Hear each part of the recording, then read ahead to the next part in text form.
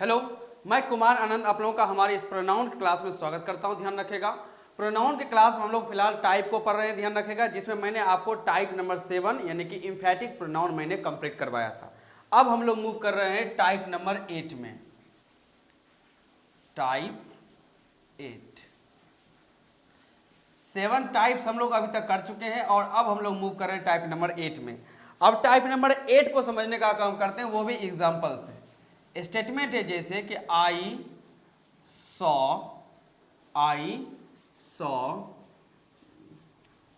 Suman, I saw Suman in Delhi, I saw Suman in Delhi. अब यहां देखते हैं, आई प्रोनाउन है, saw verb, Suman noun, in preposition, Delhi preposition बाद ऑब्जेक्ट यानी कि ये क्या है, नाउन है। अब यहाँ पे आप अपना ध्यान रखिएगा, जैसे यहाँ पर कहा गया है कि आई सॉ सुमन, मैंने देखा, आई सॉ हूँ, मैंने किसको देखा, सुमन को देखा। तो यहाँ पे जो नाउन है ये ऑब्जेक्ट है। क्या है, ऑब्जेक्ट, इसमें कोई शक नहीं। ध्यान रखिएगा, अगर आप चाहें या मैं चाहूँ, ध्यान रखा, तो मैं सुमन को रिप्लेस करके उसके जगह प्रोनाउन पुट कर सकता हूँ। तो मैं इस प्रकार के स्टेटमेंट बना सकता हूँ कि आई सॉ सुमन जो गर्ल है इसके लिए प्रोनाउन सी का यूज होता है और सी का ऑब्जेक्ट होता है हर। तो I saw her in Delhi, I saw her in Delhi. तो यहाँ पे हर भी अब नाउन ना हो के ये क्या हो जाएगा, प्रोनाउन। ये क्या है, प्रोनाउन। आई भी क्या है, प्रोनाउन ही है। ध्यान रखिएगा, कौन सा प्रोनाउन है, तो personal pronoun, personal pronoun, personal pronoun, इसे भी रखते हैं पर्सनल प्रोनाउन में। ओके, अब आप फिर कह सकते हैं सर पर्सनल प्रोनाउन तो हम लोग कर चुके हैं, कोई नया प्रोनाउन होने दीजिए। जरूर हो रहा है, ध्यान रखिएगा, टाइप नंबर 8 में। अब सपोज कीजिए, जब मैं आपके सामने एक सिचुएशन देता हूं कि यह एक प्लेन मिरर है, प्लेन मिरर है यानी आईना जिसे आप कह सकते हैं। ध्यान रखिएगा, अब आईने के सामने एक पर्सन, ध्यान रखिएगा, यहां पर खड़ा है, एक पर्सन। तो आईने में जब यह व्यक्ति क्या है, रियल है, यह व्यक्ति क्या है, रियल है। अब आईने में इसका क्या तैयार होता है, रिफ्लेक्शन। इसका क्या तैयार हो रहा है यहां पर, रिफ्लेक्शन। ये रियल है और आईने में ही वो किसको देख रहा है, अपने रिफ्लेक्शन को देख रहा है। क्या देख रहा है, अपने रिफ्लेक्शन, जो उसका दर्पण दिख रहा है, ध्यान रखेगा, उसको देख रहा है। तो यहाँ पे ये पर्सन रियल है और ये अपने आप के रिफ्लेक्शन को आईने में देख रहा है। हम लोग भी जब आईने में खड़े होते हैं तो हम लोग अपने रिफ्लेक्शन को देखते हैं। ध्यान रखेगा, तो यहाँ पे कहा जा सकता है कि यह जो व्यक्ति है यह अपने रिफ्लेक्शन को देख रहा है। जैसे यहाँ कहा गया है कि मैंने जो है हर यानी सुमन को दिल्ली में देखा, लेकिन सपोज कीजिए कि यह आई है, ये जो रियल की बात हो रही है ये क्या हो गया, आई। अब आई ने आईने में किसको देखा, अपना रिफ्लेक्शन। आई ने आईना में किसको देखा है, अपने रिफ्लेक्शन को देखा है। तो इसका स्टेटमेंट ये बनता है कि आई सॉ, मैंने देखा, तो किसको देखा, आई सॉ हूम, तो रिफ्लेक्शन यानी खुद को देखा। क्या देखा, खुद को देखने का काम है। तो यहां मैं लिख सकता हूं I saw my self, I saw my self in the mirror, I saw my self in the mirror. कि आई सॉ मैंने देखा, तो किसको देखा, माई सेल्फ, खुद को ही देखा। कहां देखा, इन द मिरर। तो आई प्रोनाउन है, आई प्रोनाउन। माई सेल्फ किसके लिए आया है, इसी रियल, यही जो लड़का है उसी के लिए आया हुआ है, यानी यह क्या है, प्रोनाउन है। क्या है, प्रोनाउन। यह भी हो गया प्रोनाउन। सब आई सॉ हूं, मैंने देखा, तो किसको देखा। अब हूम का रिप्लाई क्या होता है, पर्सन होता है। हूम का रिप्लाई पर्सन और ऑब्जेक्ट होता है, और ऑब्जेक्ट के प्लेस पे आप या तो नाउन पुट करते हैं या प्रोनाउन पुट करते हैं, यही दो हो सकता है। यहाँ ये नाउन है नहीं, बचा क्या चीज, प्रोनाउन। तो माई सेल्फ प्रोनाउन है। ओके, अब यहाँ देख सकते हैं कि अगर यह प्रोनाउन है तो प्रोनाउन में ये कौन सा प्रोनाउन है, इसका जवाब तो हमें ढूंढना पड़ेगा। सोच के देखिए कौन सा होगा।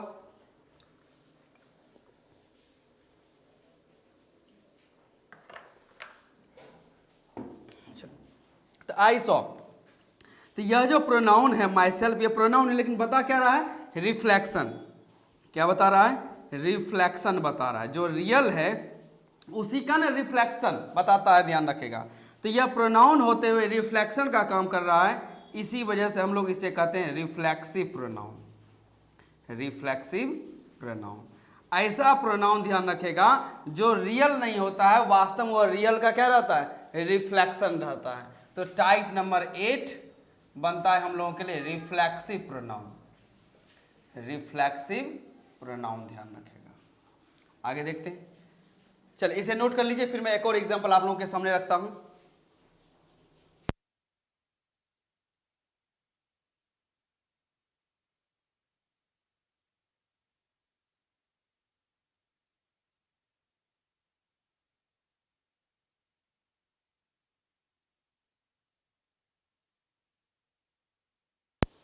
चल एक एग्जांपल और मैं आपको सामने रखता हूं, जैसे सेकंड है कि he has hurt, he has hurt, उसने चोट पहुंचाया है।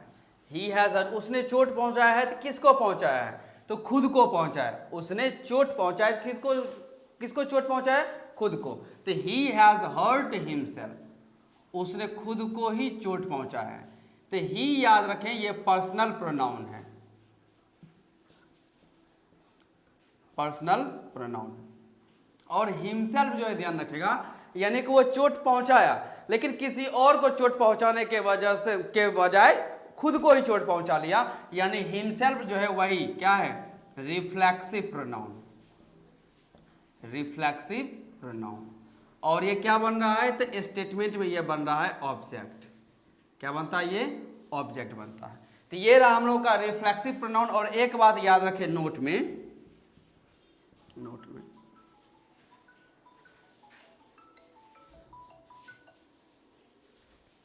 कि जो भी रिफ्लेक्सिव प्रोनाउन होता है, जो भी रिफ्लेक्सिव प्रोनाउन होता है, रिफ्लेक्सिव प्रोनाउन, रिफ्लेक्सिव प्रोनाउन याद रखें, हमेशा ध्यान रखेगा वो ऑब्जेक्ट बनता है, ऑलवेज।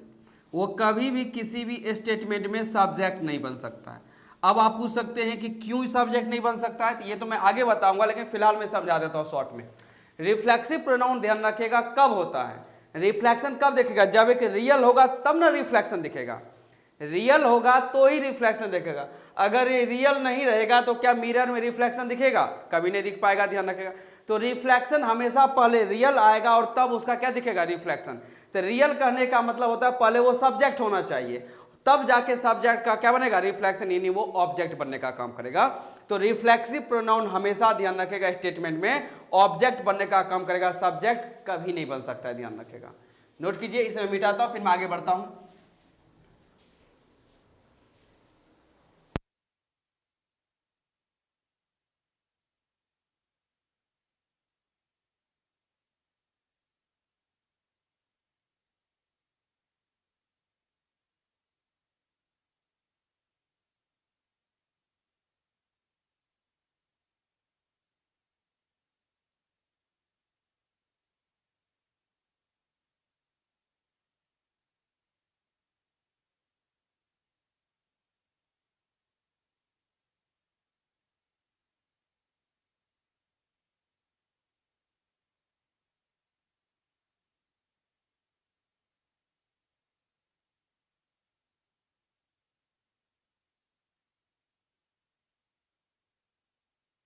चलिए आपके सामने ध्यान रखिएगा, इसी टाइप 8 में ध्यान रखिएगा, हम लोग एक और पॉइंट को डिस्कस कर लेते हैं, रिफ्लेक्सिव वर्सेस इम्फेटिक, कि दोनों में क्या डिफरेंस। आप कहेंगे, आप कह सकते हैं सर इसको यहाँ पे क्यों ला रहे हैं, तो आपको मालूम होना चाहिए, ध्यान रखिएगा कि जो रिफ्लेक्सिव और इम्फेटिक होता है वो सेम ही होता है।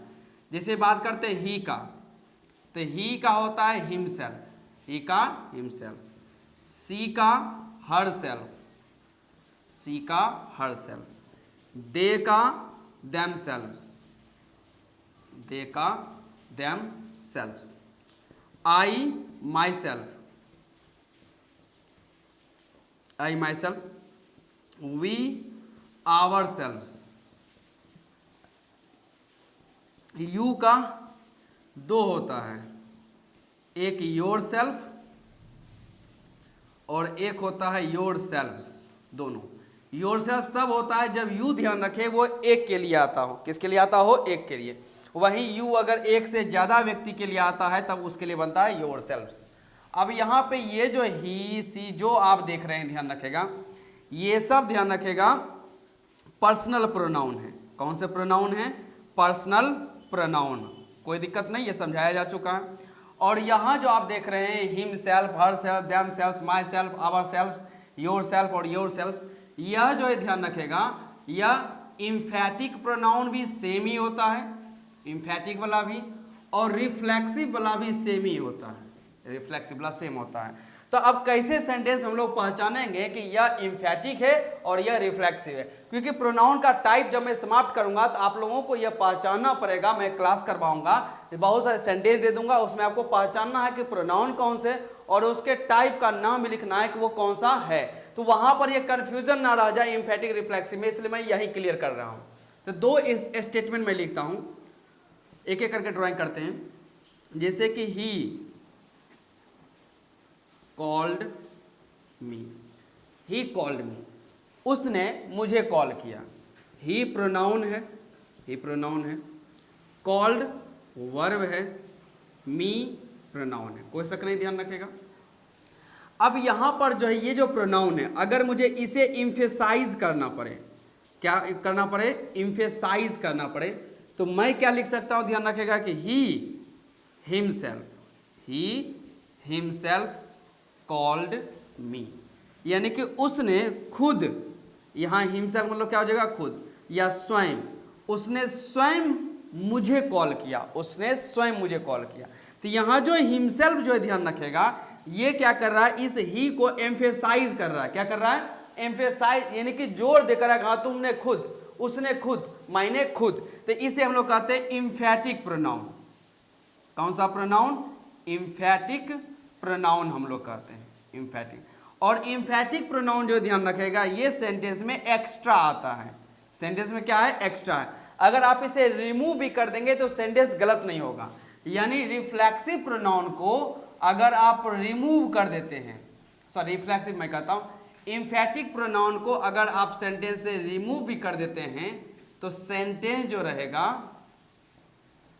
सेंटेंस इज करेक्ट, सेंटेंस सही होता है। सेंटेंस कहीं से गलत आप नहीं कर सकते हैं। बस होता क्या है कि जब इम्फैटिक प्रोनाउन आप यूज करते हैं तो सेंटेंस थोड़ा सा लगता है कि इम्फैटिक है, थोड़ा जोरदार तरीके से कोई बात अपनी कह रहा है, ध्यान रखेगा। बस ये इसका काम है। यहां से अगर आप हिमसेल्फ हटा दें, ही कॉल्ड मी, सेंटेंस सही है, यह सेंटेंस सही है भी है और यह सेंटेंस भी क्या सही है। बस ये क्या होता है, इसे हम लोग इम्फैटिक सेंटेंस कह सकते हैं। इम्फैटिक सेंटेंस हम लोग चाहे तो इसे कर सकते हैं क्योंकि इसमें इम्फैटिक प्रोनाउन का यूज हुआ है। लेकिन यहां से अगर आप इसे हटा दें और सेंटेंस गलती नहीं है, ही कॉल्ड मी सही है, यानी यही क्या कहलाएगा? Emphatic pronoun. वहीं रिफ्लेक्सिव प्रोनाउन में ऐसा नहीं होता है। रिफ्लेक्सिव प्रोनाउन में अगर आप हटा देते तो सेंटेंस में एरर आ जाता है। कैसे? सो ध्यान रखो, उसको समझते एग्जाम्पल थ्रू। जैसे कहा गया ही कॉल्ड मी, ओके, तो यहाँ मी जो प्रोनाउन है ये स्टेटमेंट में क्या है? ऑब्जेक्ट है। क्या है? ऑब्जेक्ट है। अब सेंटेंस में दूसरा लिखता हूं, ही कॉल्ड, उसने बुलाया या पुकारा। किसको पुकारा? जैसे यहां पर मी, ऑब्जेक्ट देना क्या है?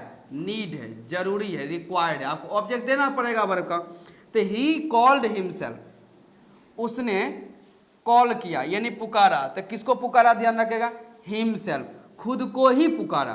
तो यहां कॉल्ड वर्ब है और इस वर्ब का ये क्या है? ऑब्जेक्ट है। इस वर्ब का क्या है? ऑब्जेक्ट। और ये ऑब्जेक्ट देना क्या है? नीड, यानी जरूरत है, रिक्वायर्ड है, ध्यान रखेगा।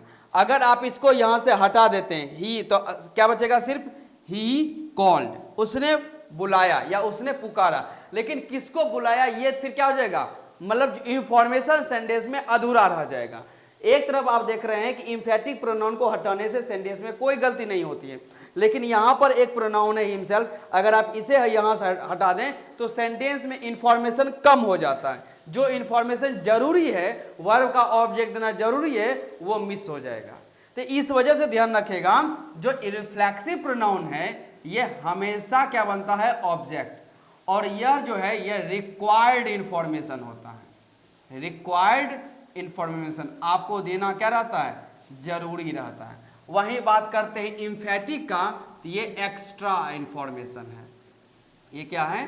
Extra information. अगर आप इसे हटा भी दें तो सेंटेंस कहीं से गलत होता नहीं है। तो यहाँ पर हिमसेल्फ एम्फैटिक प्रोनाउन और यहाँ का हिमसेल्फ ये हो जाएगा हम लोग का reflexive pronoun, reflexive pronoun.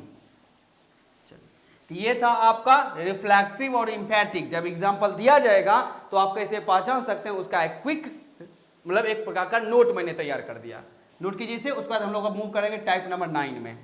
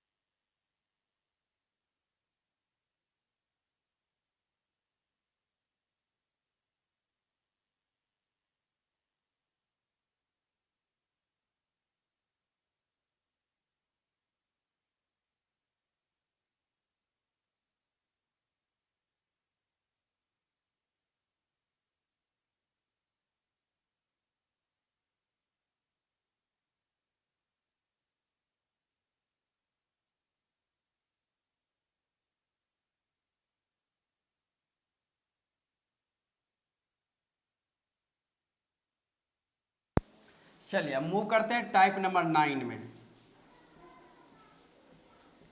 Type 9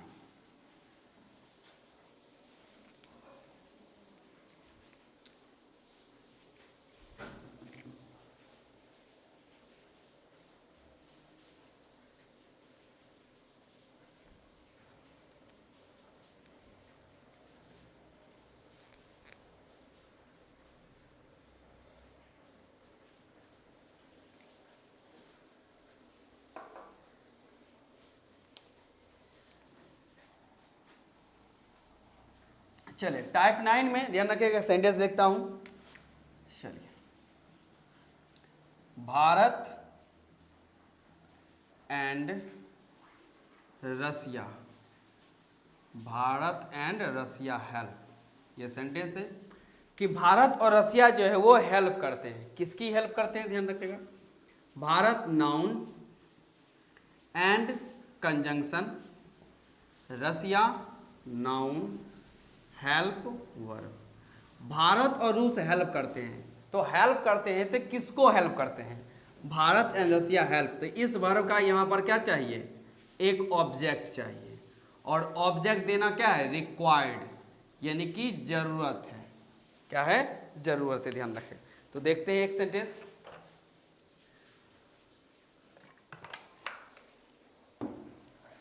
चलिए, तो एक वर्ड में लिखता हूं कि भारत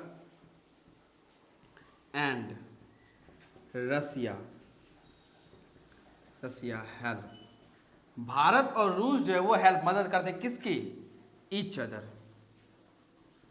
ईच अदर, एक दूसरे की मदद करते हैं। किसकी मदद करते हैं, ईच अदर। यानी कि भारत जो है, भारत हेल्प करता है, किसको हेल्प करता है, रूस को। क्लियर। और रूस किसको हेल्प करता है, तो भारत को। तो यानी यहां पर बात की गई है कि भारत और जो रूस हैं यह एक दूसरे की मदद करते हैं। भारत रूस की मदद करता है, रूस किसकी मदद करता है, तो भारत की मदद करता है। तो Bharat and Russia help each other. तो ये जो ईच अदर ये किसके लिए आया हुआ है, ये इसी दोनों नाउन के लिए आया हुआ है। यहाँ पे जो भारत और रूस नाउन है, इसी दोनों नाउन के बदले में कौन आया हुआ है, ईच अदर, यानी यह कहलाएगा प्रोनाउन। क्या कहलाएगा, यह प्रोनाउन। लेकिन अब बात वही उठती है कि टाइप नंबर 9 में प्रोनाउन है तो कौन सा प्रोनाउन है, नाम तो हमें इसका लिखना पड़ेगा, ध्यान रखिएगा। तो इसके लिए थोड़ा सा मैथमेटिक्स की आपको सिंपल सी जानकारी होनी चाहिए। जैसे हम लोग पढ़े होंगे, ध्यान रखेगा, फाइंड द, एक क्वेश्चन होता है मैथ्स में, find the reciprocal, find the reciprocal of 3/1, find the reciprocal of 3/1, यानी कि 3/1, 3/1 आपको रेसिप्रोकल निकालना है। तो हम लोग आंसर लिखा करते थे कि द रेसिप्रोकल ऑफ 3/1 इज 1/3, कि 3/1 का जो रेसिप्रोकल होता है वो क्या होता है, 1/3। इसी प्रकार सपोज कीजिए, ध्यान रखिएगा, अगर पूछ लिया जाए 2/5 का रेसिप्रोकल, तो हम लोग लिखते हैं द रेसिप्रोकल ऑफ 2/5 इज 5/2, यानी कि जो यहाँ पे फ्रैक्शन दिया हुआ रहता है हम लोग क्या करते हैं, इसको उलट देते हैं। 3/1 को 1/3, 2/5 को 5/2। अब रेसिप्रोकल से होता क्या है, अगर आप एक नंबर और उसके रेसिप्रोकल को मल्टीप्लाई करें, जैसे 3/1 और 1/3 को मल्टीप्लाई कर दे, 3 3 कैंसिल, 1 1, यानी सिर्फ क्या बचा, 1। फिर इस दोनों को मल्टीप्लाई कर दे 2/5 और इसका रेसिप्रोकल 5/2 मल्टीप्लाई करेंगे, 2 2 कैंसिल, 5 5 कैंसिल, बचा क्या चीज, 1। यानी कि रेसिप्रोकल वो कहा जाता है जो एक दूसरे के उलट रहता है, यानी कि मैं तुम्हारे लिए और तुम मेरे लिए, और जब दोनों साथ मिलेंगे तो क्या बनेगा, एक, यानी यूनिटी बनेगी। उसी तरह से कहा गया है भारत रूस के लिए, रूस भारत के लिए, तब जाके एक संबंध बनता है। तो ईच अदर जो है उसी संबंध को बता रहा है, यानी इसका जो नेचर है वो रेसिप्रोकल से मैच करता है। किससे मैच करता है, रेसिप्रोकल से, रेसिप्रोकल होने की ये बात कर रहा है। इसी वजह से इसको हम लोग कहते हैं रेसिप्रोकल प्रोनाउन, रेसिप्रोकल प्रोनाउन हम लोग इसका नाम रखते हैं। तो टाइप नंबर 9 जो हम लोग पढ़ रहे हैं उसका नाम है रेसिप्रोकल प्रोनाउन, रेसिप्रोकल प्रोनाउन इसका नाम निकल के आता है, ध्यान रखिएगा। समझ गए कैसे पता चला, यानी कि मैं तुम्हारी और तुम मेरी मदद करोगे, एक दूसरे के बीच संबंध रहना चाहिए, ध्यान रखेगा। तो तब जाके हम लोग क्या करते हैं, एक संबंध बनाते हैं, ध्यान रखेगा। तो रेसिप्रोकल प्रोनाउन में 2 वर्ड की चर्चा होती है, ध्यान रखेगा। एक वर्ड तो आपने देख लिया, each other, each other, okay, और एक वर्ड की चर्चा होती है वन अनदर। बस यही है दोनों में, ईच अदर और वन अनदर, ध्यान रखेगा। ईच अदर का यूज किया जाता है जब आप 2 के बारे में बात करते हैं, और वन अनदर का यूज किया जाता है जब आप 2 से ज्यादा के बारे में बात करते हैं। तो उसमें किसका यूज करते हैं, वन अनदर का यूज करते हैं। तो ये रहा रेसिप्रोकल नाउन। जैसे एक और एग्जांपल मैं देता हूं, ध्यान रखेगा, कि you and I should respect each other, you and I should respect each other, यानी यू और आई को एक दूसरे का क्या करना चाहिए, रिस्पेक्ट करना चाहिए। तो ईच अदर जो है वही रेसिप्रोकल प्रोनाउन है, रेसिप्रोकल प्रोनाउन है, ध्यान रखेगा। तो यू जो है वो आई की रिस्पेक्ट करेगा और आई किसकी रिस्पेक्ट करेगा, यू की रिस्पेक्ट करेगा। तो दोनों एक दूसरे के पूरक होते हैं, ध्यान रखेगा। तो ये रहा हम लोगों का number, type number 9, reciprocal pronoun. Note कर सकते हैं इसे।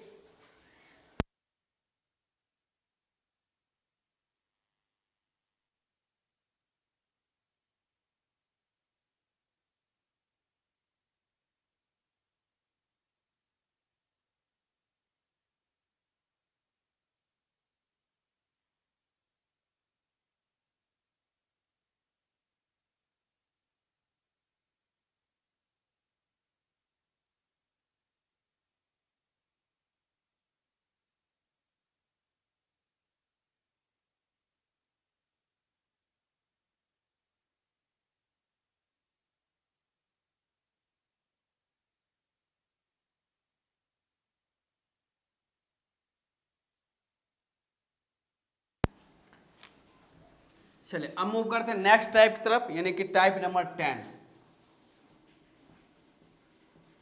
Type number 10।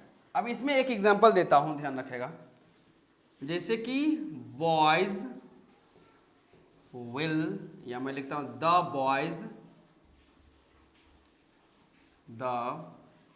Boys will be there, the boys will be there, यानी कि लड़के जो है वो वहां पर होंगे। हिंदी यूं आया, the boys will be there. तो यहाँ बॉयज जो है ध्यान रखेगा, जिसमें बॉयज नाउन है, ये क्या कर रहा है, एक ग्रुप की तरह काम कर रहा है।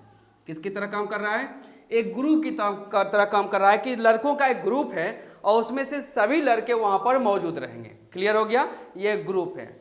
अब मैं ये चाहता हूं कि इस ग्रुप को मैं बनाए रखूं, ग्रुप ऐसा ही रहेगा, बस मैं इसको थोड़ा तोड़ दूं। मैं इसको क्या कर दूं, थोड़ा तोड़ कर अलग अलग करके मैं बात करूं, ध्यान रखेगा। जैसे मैं कह सकता हूं कि मैं सभी लड़कों से मिलूंगा, मैं सभी लड़कों से मिलूंगा, यानी सबसे मिलेंगे।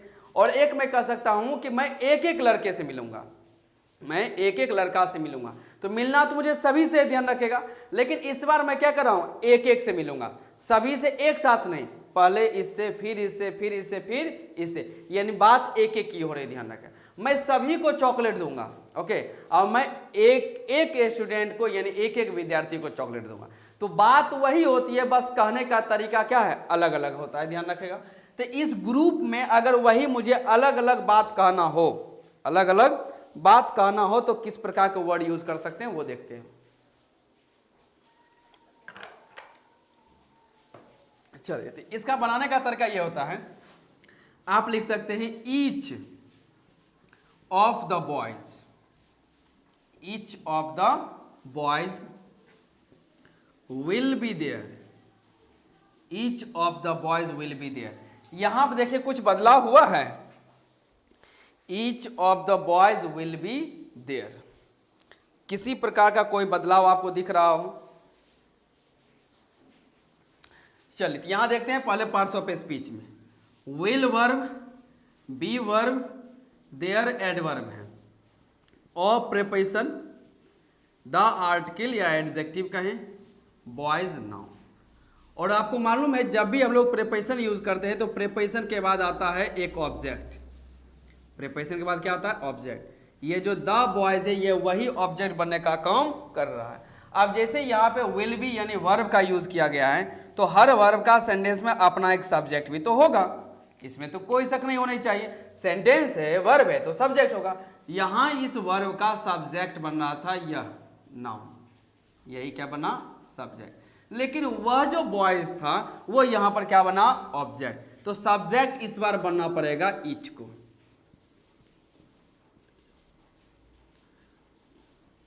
यह सेंटेंस का सब्जेक्ट बनेगा। और आपको मालूम होना चाहिए सब्जेक्ट प्लेस पे either it will be a noun और अ प्रोनाउन, ध्यान रखेगा।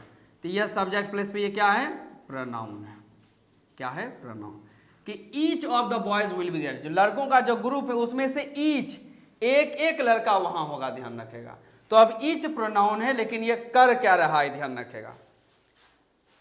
इसका फंक्शन क्या है, इसका नेचर क्या है, तभी तो इसका नाम रखा जाएगा। बिना नेचर जाने इसका नाम तो रख नहीं सकते, या बिना फंक्शन जाने, वो तो हम लोगों को कैरी करना ही पड़ता है, ध्यान रखेगा। तो each of the boys will be there, तो लड़कों का जो एक ग्रुप था, यह जो ग्रुप था, इस ग्रुप को डिस्ट्रीब्यूट करने का काम किया गया है। डिस्ट्रीब्यूट यानी तोड़ने का काम किया गया, और वो किसने किया है, ईच ने किया है। तो ईच प्रोनाउन है जिसने क्या किया है, डिस्ट्रीब्यूट कर दिया है, डिस्ट्रीब्यूट कर दिया है। जो ग्रुप था उसको बांट दिया एक एक में, तो यह प्रोनाउन होते हुए इसे हम लोग कहते हैं डिस्ट्रीब्यूटिव प्रोनाउन, डिस्ट्रीब्यूटिव प्रोनाउन हम लोग इसका नाम रखते हैं। हेडिंग कर सकते हैं, टाइप नंबर 10 में आते हैं तो नाम इसका रखते हैं कि distributive pronoun, distributive pronoun. Note कीजिए इसे। अब एक स्टेटमेंट मैं यहां और रख देता हूं, each boy will be there, each boy will be there. इसे नोट कीजिए और उसके बारे में समझने का काम कीजिए कि वहां मैं क्या बताना चाह रहा हूं।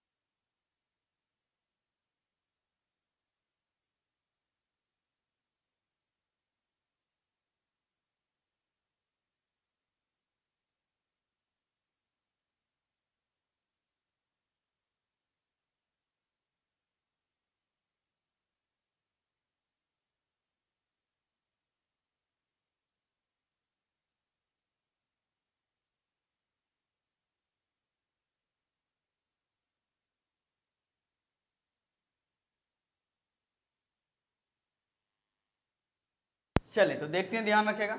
Each boy will be there, तो boy noun, will verb, be verb, और देयर का काम क्या है, एडवर्ब का काम क्या है।